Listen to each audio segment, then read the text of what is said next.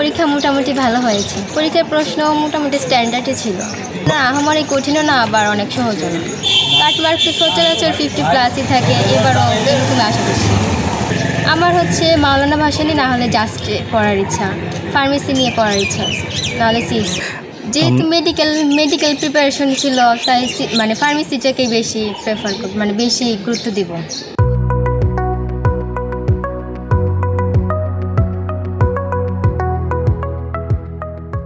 পঞ্চান্ন প্লাস হতে পারে এরকমই আশা করা যায়। প্রশ্ন স্ট্যান্ডার্ড ছিল অনেকটা। ম্যাথটা আর একটু বায়োলজিটা আমার কাছে একটু কঠিন লাগছে, কিন্তু এমনি বাকি ফিজিক্স আর কেমিস্ট্রি অনেকটা ইজি ছিল। আমার ইচ্ছা আছে জাস্টে পড়ার, কারণ ওখানে শুনছি হচ্ছে ল্যাব ফ্যাসিলিটি অনেকগুলো ভালো, আর হচ্ছে ইঞ্জিনিয়ারিং ডিপার্টমেন্টগুলো অনেক ভালো। আর যদি হচ্ছে বায়োলজি ফ্যাকাল্টি পাওয়া যায় তাহলে আমি মাওলানা ভাসানীতে পড়তে চাই। আজকের এক্সাম স্ট্যান্ডার্ডই হয়েছে, ভালো হয়েছে আলহামদুলিল্লাহ। এখন দেখা যাক।